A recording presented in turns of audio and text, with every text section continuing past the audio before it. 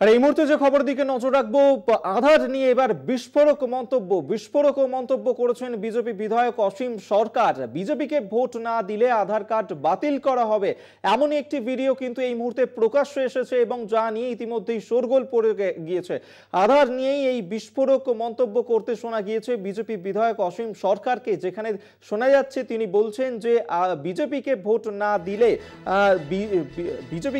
না দিলে আধার কার্ড বাতিল করা হবে, এমনটাই কিন্তু এই ভিডিও সামনে এসেছে এবং সেই ছবি এই মুহূর্তে দেখাচ্ছি আপনাদেরকে, যেখানে বিজেপিকে ভোট না দিলে আধার বাতিল করা হবে।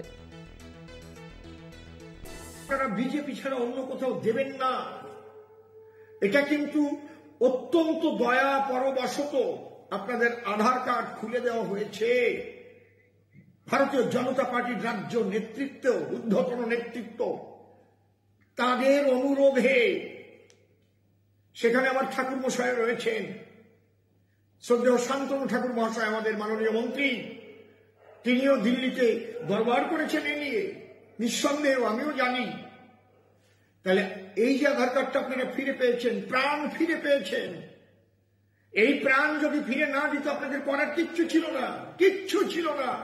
আন্দোলনে নামবেন, সঙ্গে সঙ্গে অ্যারেস্ট হবেন। আপনি তো বিদেশি, আপনি বাংলাদেশি পাসপোর্ট করে নিয়ে সেখানে থাকতে পারেন না ভিসা শেষ হয়ে গেলে।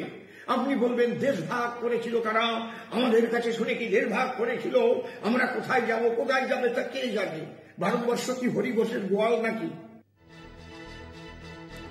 আমরা এই নিয়েই কথা বলবো। আমাদের সঙ্গে টেলিফোনে রয়েছেন বিশেষ প্রতিনিধি দেবজ্যোতি ঘোষ। দেবজ্যোতি, যেখানে বিভিন্ন জায়গায় আধার কার্ড বাতিলের অভিযোগ সামনে আসছে, সেখানে এই বিস্ফোরক মন্তব্য আধার নিয়ে। দেখো, রাজ্যের বিভিন্ন জায়গাতে প্রায় 2,13,000 রেশন কার্ড এই আধার কার্ড বাতিলের জন্য যে চিঠি এসেছিল, তারপরে তৃণমূল কংগ্রেস রাজনৈতিক আন্দোলন শুরু করেছিল। মূলত দক্ষিণ 24 পরগনা, উত্তর 24 পরগনা, নদিয়ার বিস্তীর্ণ এলাকায় এই ছবি ধরা পড়ে। তারপরেই কিন্তু তৃণমূল কংগ্রেসের পক্ষ থেকে একাধিকবার অভিযোগ করা হয়। তারপরে দেখা যায় যে বেশ কিছু জায়গাতে আধার সংযোগ আবার নতুন করে ফিরিয়ে দেওয়া হয়েছে। সেই জায়গাতে হরিণঘাটার যে বিজেপি বিধায়ক রয়েছেন অসীম সরকার যে বিস্ফোরক মন্তব্য করেছেন তা অত্যন্ত গুরুত্বপূর্ণ। কারণ তিনি বলেছেন যে বিজেপি সরকার এই আধার ফিরিয়ে দিয়েছেন, যদি লোকসভা ভোটে তাদের নির্বাচনে তাদের ভোট না দেওয়া হয় তাহলে আবার একইভাবে আধার বাতিল হবে, তখন আপনাকে বাংলাদেশে ফিরে যেতে হবে।